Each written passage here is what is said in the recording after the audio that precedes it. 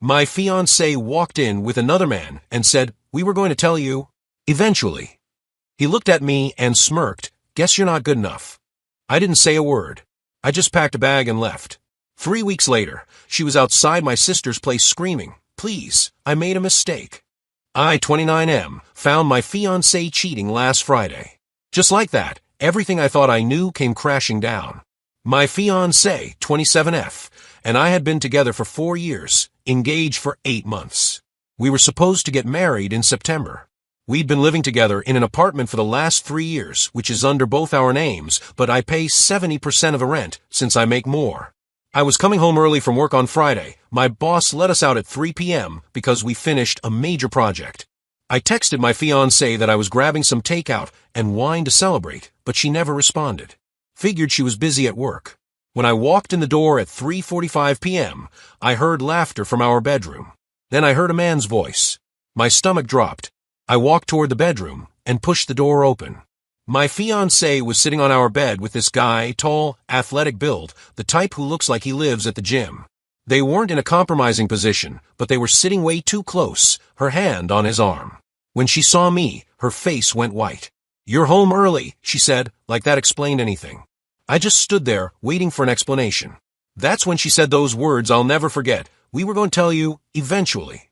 I must have looked confused because she continued, "This is my co-worker. We've been seeing each other for a while now."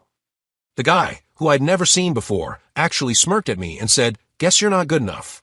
I didn't yell. I didn't throw things. I just felt this cold, calm clarity wash over me. In that moment, I knew exactly what I had to do. "How long?" I asked. "Does it matter?" she replied. "For months," the guy answered for her. "Since the Christmas party." For months. While I was planning our wedding. While we were picking out venues and tasting cakes and discussing our future. 4 months. I turned around and went to our closet. Pulled out my duffel bag and started packing essentials, clothes, toiletries, laptop, important documents. My fiancé followed me, suddenly panicking. "Wait, what are you doing? Let's talk about this." I didn't look at her. "There's nothing to talk about. You can't just leave. This is your home too." I finally looked at her. "Is it?"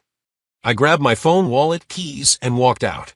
The last thing I heard was her calling my name as I closed the door. I drove to my sister's place. She lives about 30 minutes away. When I told her what happened, she immediately cleared out her spare room for me and poured me a drink. That was 2 days ago. I've been ignoring all calls and texts from my fiancé. She's blown up my phone, first angry that I just left, then confused, now pleading for me to come home so we can fix this. Fix what exactly? The fact that she's been cheating on me for a third of our engagement? That she brought her affair partner to our home, our bed? That she only planned to tell me eventually? I called my boss yesterday to request a week off, which he approved. I've contacted a lawyer about the lease situation. And I've been making a list of all my things still at the apartment. I'm staying at my sister's place right now.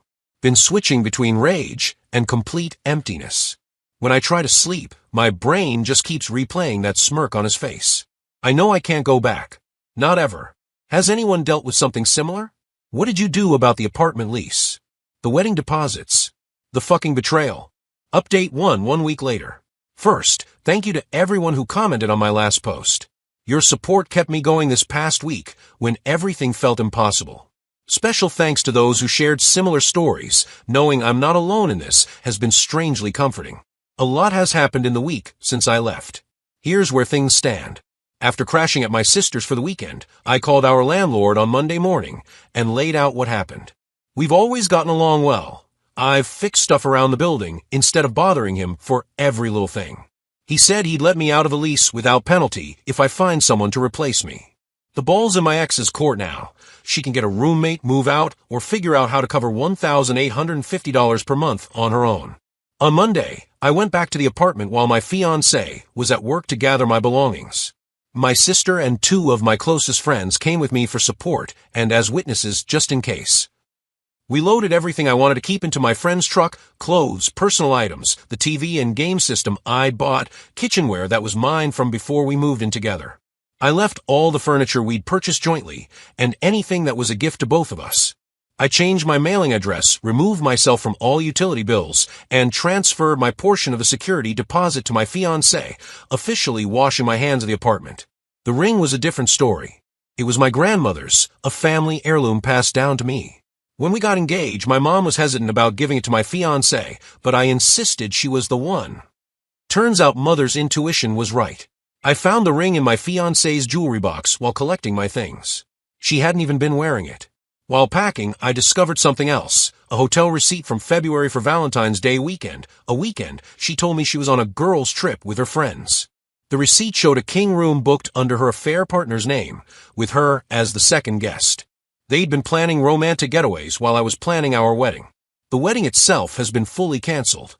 I contacted our venue, caterer, and other vendors. Most were surprisingly sympathetic once I explained the situation, though I still lost some deposits. My best man helped me create a message that I sent to all the guests who had already received save the dates, briefly stating that the wedding was off. I didn't include details, but word has gotten around anyway. Now for the messy A part. My ex has been blowing up my phone nonstop. First text, "You're seriously just leaving? Fuck you for not even talking about this." Next day, "Maybe if you weren't working 60 hours a week and actually gave me attention, this wouldn't have happened." By Sunday night, "Baby, please come home. I fucked up. I don't even like him. Please just talk to me." When I blocked her number, she started calling from her friends' phones. Then Tuesday, my coworker messaged that my ex was in our office lobby, making a scene. I didn't even go downstairs. Just texted my team lead what was happening. 15 minutes later, she texted that some guy from security walked her out, and she was never this humiliated. The next day, my sister called while I was at lunch. My ex had shown up at her door. My sister told her I wasn't there, and that she needed to leave or she'd call the cops. Apparently, my ex sat in her car down the street for almost 2 hours before finally leaving. Yesterday, she somehow found out which coffee shop I go to every morning and ambushed me there. She was crying, mascara streaming down her face, causing a scene in front of everyone. She grabbed my arm and begged me to listen, saying she'd made the biggest mistake of her life and would do anything to fix it. I simply told her the time to fix it was before you spent 4 months sleeping with someone else, and walked out. What's been really revealing is how our social circle has split. Some mutual friends are saying I should at least hear her out. Others are firmly on my side and have cut contact with her completely. 2 couples we were close with admitted that they suspected something was going on but didn't know how to tell me. Her parents called me yesterday. They've always liked me, and her dad was in tears apologizing for raising a daughter who would do something like this. I told him they had nothing to apologize for, they didn't make her choices for her. As for me, I'm moving forward one day at a time. I've found a month-to-month rental that I can move into next week. My lawyer advised me to keep all evidence and communications in case my fiancé tries to make claims against me. He doesn't think she has any grounds, but better safe than sorry. The hardest part has been accepting that the person I thought I knew, the woman I wanted to spend my life with, never really existed. That's going to take a lot longer to process. I'll update again if anything significant happens, but for now, I'm focused on rebuilding my life. Thanks again for all the support. Update 2, 3 weeks later. I wish I could say things have calmed down, but they haven't. If anything, the situation has gotten even more intense. First, the living situation. I've moved into my new place. It's small but clean, and most importantly, it's mine. I've been gradually buying furniture and making it feel like home. My friends have been amazing, helping me move, bringing over home-cooked meals, checking in regularly. I didn't realize how many people truly cared until I needed them. Now for the drama. Last Friday, I was at my sister's for dinner when someone started pounding on her door around 9 p.m. It was my fiancé, ex-fiancé, completely hysterical. She was screaming, "Please, I made a mistake," loud enough for the whole neighborhood to hear. My sister tried to get her to leave quietly, but she refused. She kept shouting that she needed to talk to me, that I was being cruel by ignoring her, that I owed her a chance to explain. When my sister threatened to call the police, my ex actually shoved past her into the house. I was in the kitchen and suddenly she was there, mascara streaked down her face, looking like she hadn't slept in days. Before I could react, she launched into this story about how her affair was just physical, how she'd been confused, how her coworker had pursued her relentlessly, but she'd realized I was the one she truly loved. The whole time she was talking, all I could think about was that smirk on his face in our bedroom. "Guess you're not good enough." I told her calmly that she needed to leave. She refused, becoming more hysterical, knocking a glass off the counter that shattered across the floor. That's when my sister called the police. When they arrived, my ex tried to paint herself as the victim, claiming we were keeping her from getting her belongings. The officers quickly figured out the situation, especially when neighbors confirmed she'd been screaming outside for nearly 20 minutes before barging in. They escorted her out with a warning about trespassing. The next day, I received a shocking email from her affair partner. Apparently, my ex told him she was breaking things off to fix her relationship with me. He wasn't happy about it and decided I deserved to know the whole truth. He attached screenshots going back to mid-November, almost 6 months, not the 4 months since the Christmas party he'd thrown in my face. Texts about meeting up at a hotel while I was on that business trip to Denver. Explicit stuff I scrolled past. But what really gutted me were dozens of messages where they laughed about me. My proposal, which I spent months planning. My excitement about our future. They had fucking inside jokes about how clueless I was. Found a text from January, about a week after I put down $2,200, non-refundable, on the lakeside venue she had fallen in love with. Her, he's all excited about the venue deposit LMAO. Him, clueless idiot. Her, keeps talking about our perfect day, face vomiting. Him, bet he thinks you're his soulmate or some shit. Her, literally said that yesterday, skull. I forwarded everything, except the explicit images, to my lawyer, then blocked the affair partner's email. I don't know if he sent these to hurt her or me, but either way, it confirmed I'd made the right decision. Thursday night, around 11:30, my phone rang with some random number. Half asleep, I answer it. Big mistake. It was her, completely unhinged. Between sobs, I pieced together that she'd been called into HR that afternoon and fired. Apparently, their company has a strict policy about relationships between team members that they'd both ignored. Someone sent HR screenshots of them making out in the supply closet during a company event. Her first assumption? I did it for revenge. She accused me of sabotaging her career for revenge. I told her I had nothing to do with it, which is true. I never contacted her workplace, but she didn't believe me. She said I'd ruined her life and hung up. Then I received a group text from her mother to both of us, begging us to sit down with a mediator to talk things through for the sake of 4 years together. I politely declined, explaining that there was nothing left to discuss. What's become clear is that my ex isn't sorry she cheated, she's sorry she got caught and lost control of the narrative. She wanted to keep seeing this guy while stringing me along until she decided which of us she wanted. Now that her plan has blown up, she's desperate to get back the security she had with me. As for me, I'm still processing everything, but I'm also moving forward. I've returned to work, joined a gym, and even agreed to a setup my friend has been pushing. I'm not ready to date yet, but it felt good to know that possibility exists in the future. The ring is safely back with my mother, who hugged me for about 5 minutes straight when I gave it to her. Sometimes I still wake up reaching for someone who isn't there. But then I remember those text messages mocking me while I planned our wedding, and any doubts I have about my decision disappear. I'll update again when there's closure to this whole situation. For now, I'm taking it one day at a time. Final update, 6 months later. It's been a while since my last update, and I think this will be my final one. This chapter of my life is finally closing, and I'm ready to move on completely. The last 6 months have been a journey, to say the least. Here's where everything stands now. My ex finally stopped the harassment campaign after one last epic meltdown. She somehow tracked me to my new place, later found out my cousin accidentally let it slip at his barbershop where her brother also goes.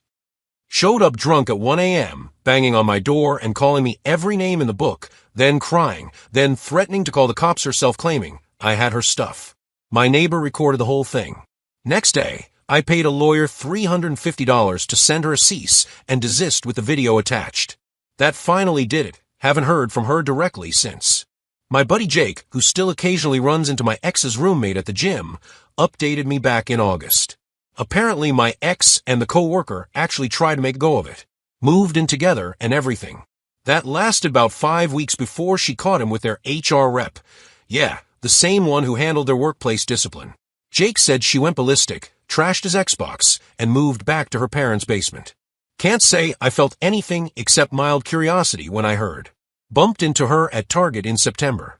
Awkward as hell. She looked like shit, all thin and jumpy, kept pushing her cart back and forth like she couldn't decide whether to approach me. Finally said, "Hey," in this small voice I barely recognized. I just said, "Hey," back and kept walking. Weirdest part was realizing I didn't feel much of anything.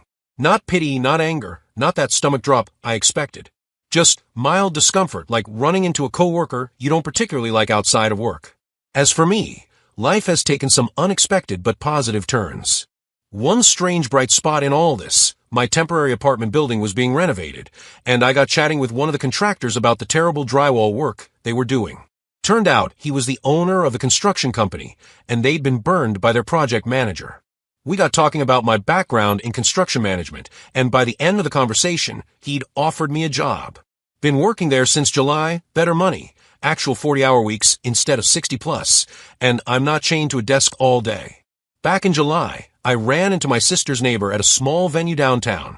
She was there for the same obscure post-rock band I love. We got talking during the break. Turns out she remembered me from the night of the screaming banshee, her words for my ex's meltdown. We exchanged numbers, got coffee a couple times, then beers, then dinner. Started dating in August. It's only been a few months, but it's so different. We actually talk about difficult stuff without it turning into a blame game. Small thing. She asked me directly what my boundaries were about her guy friends. Seemed so simple, but my ex would have made me feel like a controlling asshole for even bringing it up. I've also reconnected with friends I'd lost touch with during my relationship.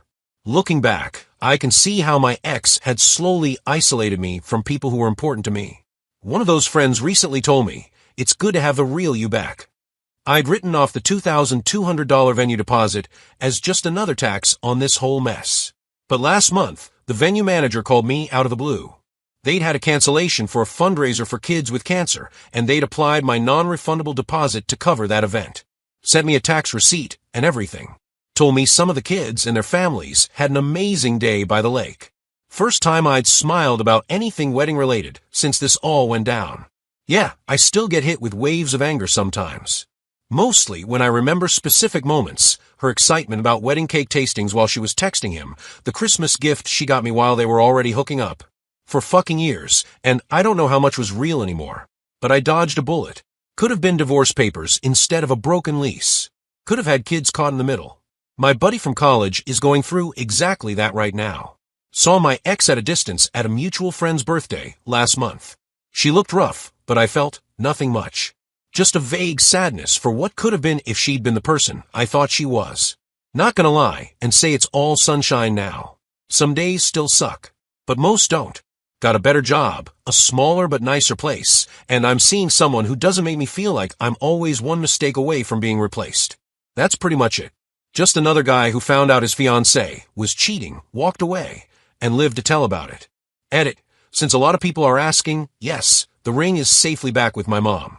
No, I never found out who tipped off HR about them. Wasn't me, but karma's funny like that.